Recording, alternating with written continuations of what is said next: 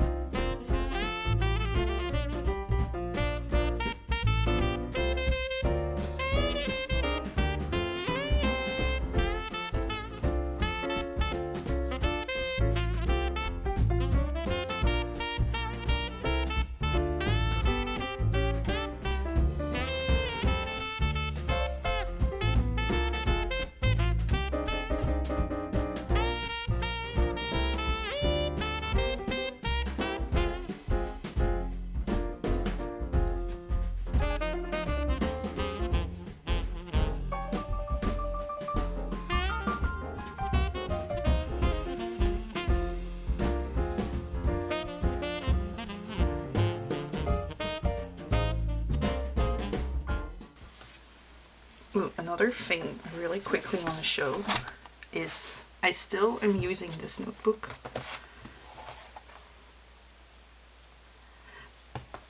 Which is just, it's a Leuchtturm, not sure how you pronounce this, but it's one of those, the soft covers.